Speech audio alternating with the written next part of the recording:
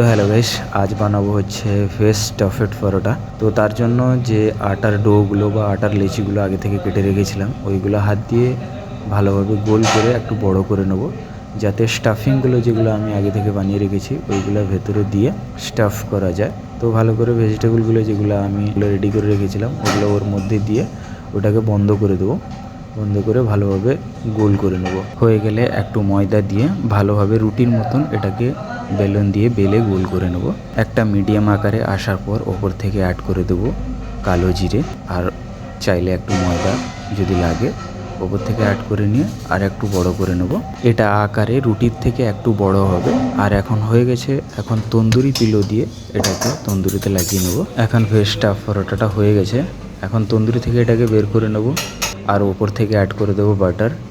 Butter apply করার কারণ হচ্ছে সফট থাকবে আর আপনার গ্লেজটাও ভালো দেবে, তার জন্য ওপর থেকে বাটার অ্যাপ্লাই করে দেবো ভালোভাবে। এখন এটাকে পিস পিস করে কেটে প্লেটে সাজিয়ে সার্ভ করব, সঙ্গে plain curd with chilli powder and ওপর থেকে অ্যাড করব coriander leaves. And now finally is ready veg stuffed paratha.